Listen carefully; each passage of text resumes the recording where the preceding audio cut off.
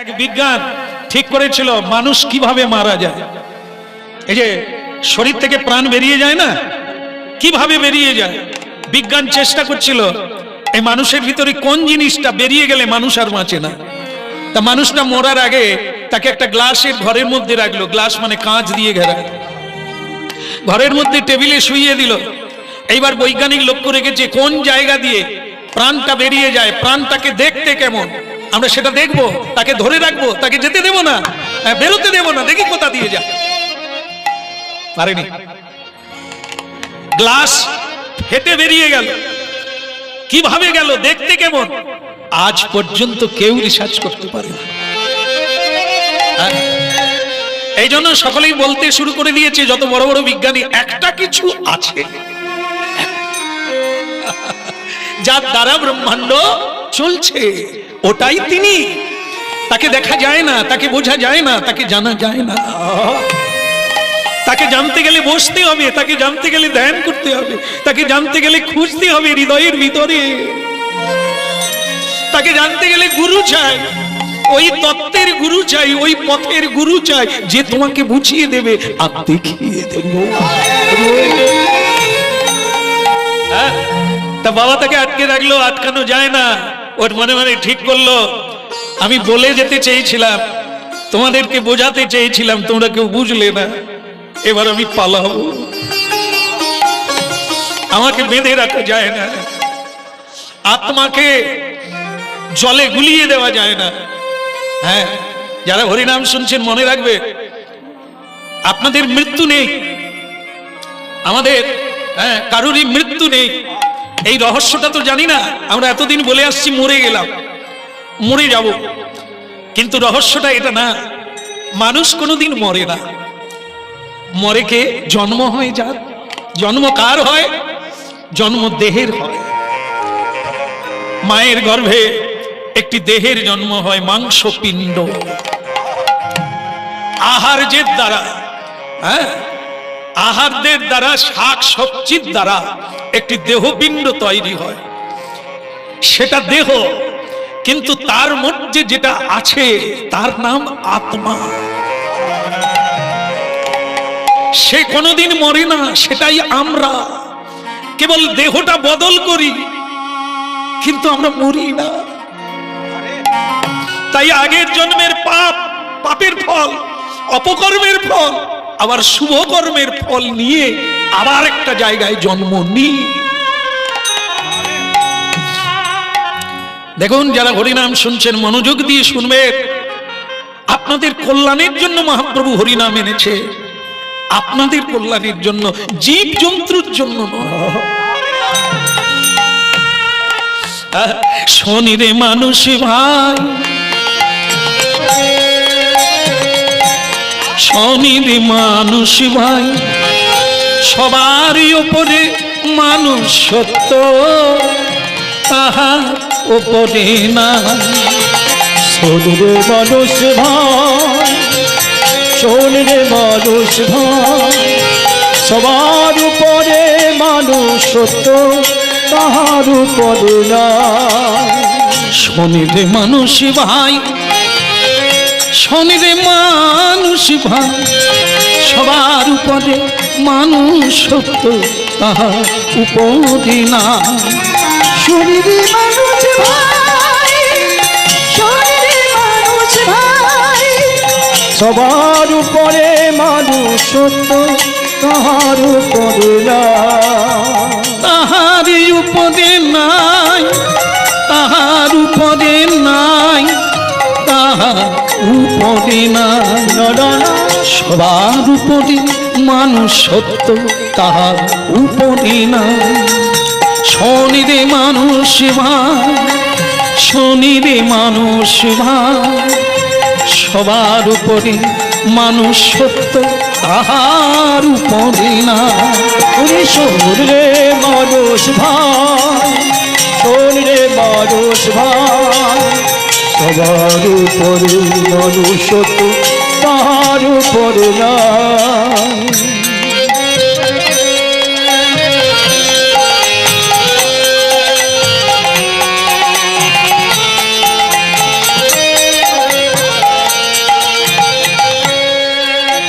দয়াল গুরুদেব কি। বাবা মা বলো নরোত্তম, তুমি কিছু বলবে? আমার একটা কথা, আমাকে একজন গুরু এনে দেয়, সদ্গুরু, যার ইচ্ছায় যার আদেশে আমি শ্রীকৃষ্ণ ভজন করব, একজন গুরু আমাকে এনে দাও। তুই কি আমাকে পাগল ভাবলি নাকি? হ্যাঁ, একজন এই অসাধুকে আমি বাড়িতে এনে দেব, তা তোমাকে উল্টো পাল্টা বুঝাবে, আর তুমি সেই বুঝে হরিনাম গাইবে, তাহলে আমার রাজ্য চালাবে কে? ওটি হবে না। এ বাড়িতে কোনো সাধুগুরু বৈষ্ণবের স্থান নেই। আর তন্ডলী মায়েরা, একটা পচা পুকুর পানায় ভরে আছে, তার জলে যে নামবে তার চুলকানি হবে। ওই জলটাকে যদি শুদ্ধ করতে হয় তাহলে কাটিয়ে দিতে হবে, একটা খালের সঙ্গে যোগ করে দিতে হবে, তাহলে কি হবে না, জোয়ার ঢুকবে, গঙ্গা জল ঢুকবে। এই গঙ্গা জল ঢুকলে পচা জল বের করে নিয়ে যাবে, আর ওটা গঙ্গা জলে পরিণত হবে। তা আমাদের যারা বাড়ি বানিয়ে সংসারে আছি, আপনি জেনে রাখবেন ওটা একটা পচা পুকুরের সঙ্গে তুলনা করা যায়। যায় কেন না, ওখানে যত পানা তার পচাটা কি দুর্গন্ধযুক্ত, যা সংক্রামক ব্যাধি হবে। ওই জল খেলে, ওই জলে ডুব দিলে কিরকম, সংসারটা পুরনো, ওর ইঁটে ইঁটে দেওয়ালে দেওয়ালে পাপ জমে গেছে। যারা এর আগে জন্ম নিয়েছে তারা ওখানে মিথ্যে বলেছে, মিথ্যে আচরণ করেছে, অন্যায় করেছে, বাটপাড়ি করেছে, তাই তাদের পাপগুলো দেওয়ালে দেওয়ালে সব জায়গায় জমে গেছে। তা ওখানে যারাই থাকবে তারাই ভুল বকবে, ওখানে যারা থাকবে তারা অজ্ঞানতার কাজ করবে, ওখানে যারা থাকবে তারা সত্যের উপর চলবে না, সকলে মিথ্যায় চলবে। এতে কোনো সন্দেহ নেই। এই জন্য মাঝে মধ্যে বাড়িতে সাধুগুরু বৈষ্ণবকে আনতে হয়, একটু খোল করতাল বাজাতে হয় মাঝে মাঝে, না হলে বাড়ির পচা জল বেরোবে না। কারণ সাধুরাই হচ্ছে গঙ্গা, যেখানে যাহার নিকটে গেলে পাপ দূরে যায়, যাদের কাছে গেলে আমাদের পাপের কথা ভুলে যায়। হ্যাঁ, গৌরাঙ্গ নিতাইয়ের কথা মনে হয়, হরির কথা মনে হয়, তারা পাপ দূরীভূত করে, শুদ্ধ গঙ্গা। ঠিক সেরকম যার বাড়িতে সাধুগুরু যায় না, ওখানে পাপ জমে গেছে, ওটা একটা পচা জলের পুকুর, ওখানে যে ডুববে সেই মরবে। তাই মাঝে মাঝে প্রত্যেক বাড়িতে মাঝে মাঝে যার যেমন অবস্থা অনুযায়ী একটু সাধু সেবা করতে হয়, একটু ভাগবতের সেবা করতে হয়, নাহলে পাপ জমে যাবে। ভুল বকতে শুরু করবেন, ভুল করতে শুরু করবেন, ভুল বুঝতে শুরু করবেন। তাই ভক্তমন্ডলী মায়েরা, পিতা কৃষ্ণানন্দ বলে উঠল, চুপ রহো, আমি যা বলবো তাই হবে, এখানে গুরু আসবে না আর এখানে বৈষ্ণব আসবে না। বলে, পিতা আপনি নিশ্চয়ই ভাগবত পড়েছেন। প্রহ্লাদ মহারাজ যখন মায়ের গর্ভে ছিল, কয়াধু মায়ের গর্ভে, তখন দেবর্ষি নারদ তার মাকে দীক্ষা দিয়েছিলেন। দেবর্ষি নারদ তার মাকে কৃষ্ণ উপদেশ দিয়েছিলেন, সেটা গর্ভে থেকে প্রহ্লাদ মহারাজ প্রাপ্ত হয়ে গিয়েছে। তো আপনি আটকাবেন কি করে? ওকে আটকানো যায় না, কাঁচের ঘর ফাটিয়ে বেরিয়ে গেল, এইখান দিয়ে চলে যাচ্ছে, তাকে দেখা যাচ্ছে না, কখন আসে কখন যায় কেউ তার টের না পায়। তাই এই জন্য আমাকে আটকে রাখবেন, তার আশা বন্ধ, আপনি পারবেন না। রাতের বেলা শুয়ে থাকলো নরোত্তম, ফুপিয়ে ফুপিয়ে কাঁদছে, যেরকম আপনারা করেন, যে শোয়ার আগে একটা কাজ আছে, শোয়ার আগে পা ধুয়ে শুতে যেতে হয়, পবিত্র বসন করে শুতে যেতে হয়, তাহলে কিছু পাবেন। কারণ শয়নটা মানে ধ্যান, যোগ নিদ্রা, যদি কোনো কিছুর সঙ্গে যোগ হয়ে যায় পেলেও পেতে পারে। এই জন্য অনেক কিছু নিয়ম আছে যে আমরা মানি না, তাই কিছু পাই না। যদি প্রণাম করে, মানে বালিশে প্রণাম করে আপনি মাথাটা রাখেন, এর মন্ত্র সবাই জানেন, ওং পদ্মনাভায়, ওং পদ্মনাভায়, এইটা 3 বার বলুন, আর বালিশকে প্রণাম করে মাথাটা দিয়ে দেন। মনে করুন ওটাই পদ্মনাভ, ভগবান বিষ্ণুর চরণ। আপনি মাথা রেখে শুয়ে পড়লেন, নিদ্রা এসে গেল, মনে করুন আর নিদ্রা ভাঙলো না, আর ভাঙলো না, আপনি আর ফিরে এলেন না, তাহলে কাজ হয়ে যাবে কি, আপনি ভগবানের চরণে মাথা রেখে ঘুমিয়ে পড়েছেন। এটা করে, এটা অনেকেই করে, যারা জানে তারা করে, যারা জানে না তারা এখনো করে না। এই জানার জন্যই কীর্তন শুনতে হবে, পাবে। এই সবকিছু মিলিত হয়েই তো আমরা পাই। একটু বাকস পাতাও খেতে হবে, আর একটু ডাক্তারি সিরাপও খেতে হবে, দুটোতেই কাজ হবে। খেতে হবে, করতে হবে, মানতে হবে। আচার আচরণগুলোও মানতে হবে, হরিনামও করতে হবে, ভগবত উপদেশও মানতে হবে। সব মিলিত হয়ে আপনার রোগ ভালো হয়ে যাবে। সুন্দর লালা নন্দ দুলালা নাচত শ্রী হরি কীর্তন মে। সুন্দর লালা নন্দ দুলালা নাচত শ্রী হরি কীর্তন মে। সুন্দর লালা সচির দুলালা নাচত শ্রী হরি কীর্তন মে। বলো সুন্দর লালা সচির দুলালা নাচত শ্রী হরি কীর্তন রে। ভালে চন্দন তিলক মনোহর, ওই না ভালে চন্দন তিলক মনোহর।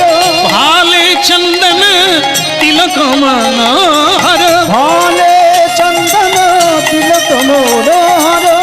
অলকা তিলকা কপলন মে।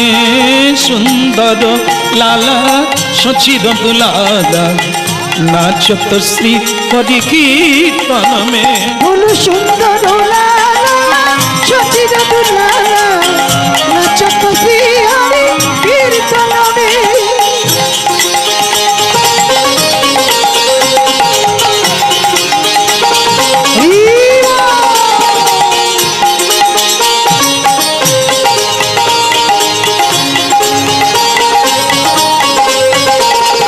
সুন্দর লালা সুচির দুলালা নাচত শ্রী হরি কীর্তন মে। বলো সুন্দর লালা সচির দুলালা নাচত শ্রী হরি কীর্তন মে। ওই নাচত শ্রী হরি কীর্তন মে, নাচত শ্রী হরি কীর্তন মে। ওই না নাচত শ্রী হরি কীর্তন মে। নাচত শ্রী হরি কীর্তন মে। সুন্দর লালা নন্দ দুলালা নাচত শ্রী হরি কীর্তন মে। সুন্দর লালা নাচত শ্রী হরি কীর্তন মে। হরি বল।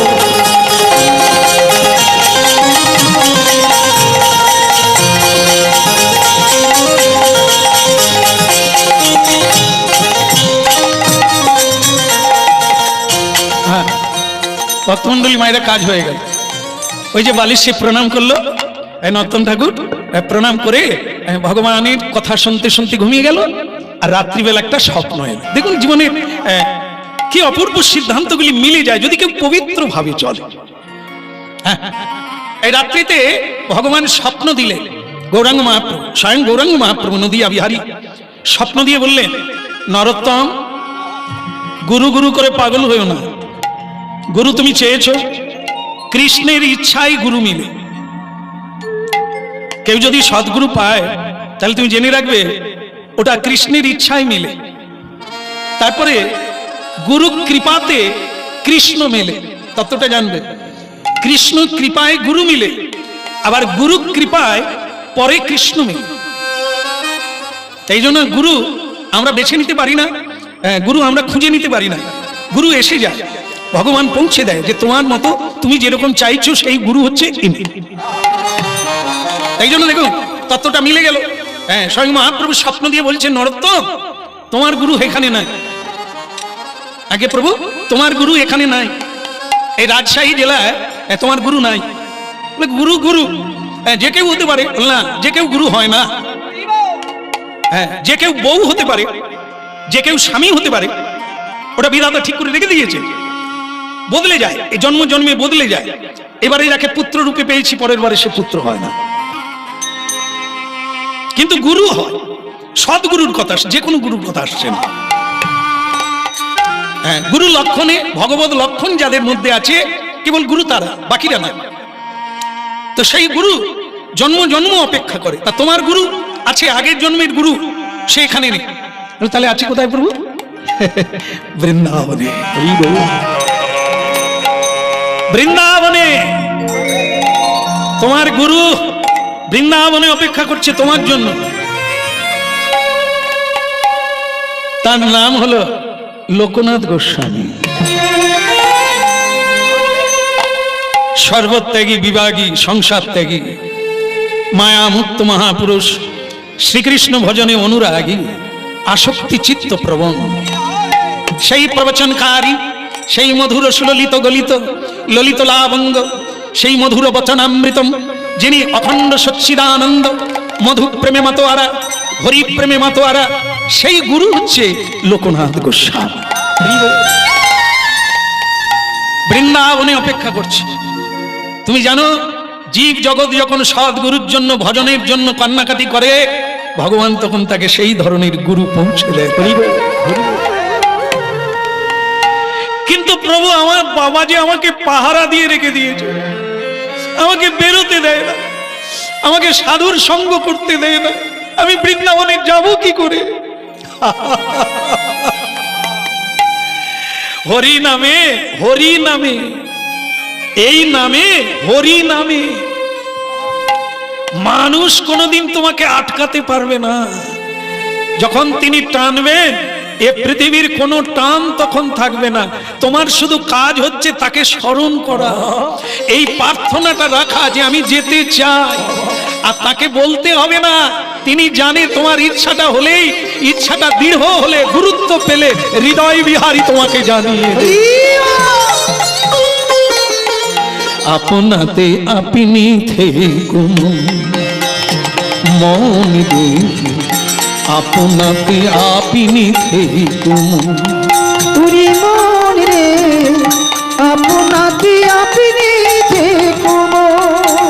ওরে যেও না কারুর কাছে, তুমি যেও না, যেও না কারুর কাছে, আপনাতে আপনি থেকো মন রে, আপনাতে আপনি থেকো। তুরি মন রে, আপনাতে আপনি থেকো। তুরি মন রে, আপনাতে আপনি থেকো। তুমি যা চাবি তা বসে পাবে, তুমি যা চাবে তা বসে পাবে, খোঁজ নিজ অন্তঃপুরে, আপনাতে আপনি থেকো মন রে, আপনাতে আপনি থেকো। তুরি মন রে, আপনাতে আপনি থেকো। তুরি মন রে, আপনাতে আপনি থেকো।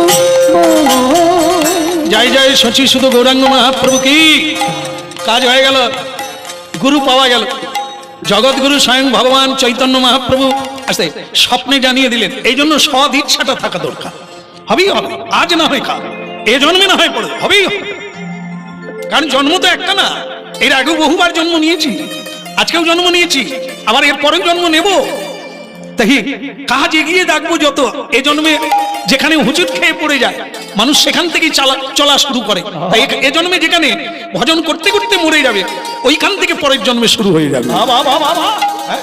এই জন্য কাজ এগিয়ে রাখতে হবে, পথ হেঁটে রাখতে হবে, কমিয়ে রাখতে হবে, পৌঁছে যাবেই আর পাবেই পাবে। আপনাতে আপনি থেকো মন রে, আপনাতে আপনি থেকো। ওরে যা চাবি তা বসে পাবি, তুই যা, তুই যা, তুই যা চাবি তা বসে পাবি, খোঁজ নিজ অন্তঃপুরে, আপনাতে আপনি থেকো মন রে।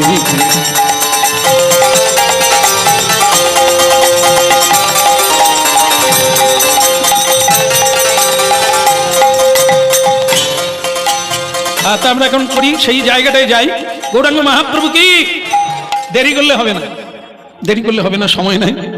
সময় নাই মানে এই আজ নয় কাল, কাল নয় পরশু, এখন নয় তখন হবে। এখন ছেলে মেয়ের আসতে, ছেলে মেয়ের বিয়ে টিয়ে দিয়ে দিই, তারপরে ঝোলামালা নেব, গুরু করব, বলি না বাবা, বলি তো। 95 বৎসর হয়ে গেল, এখনো ঝোলামালা নিল না। আর তো সব বুঝলু কি ভগবান জেনে নিয়েছে, চালাকি কথা।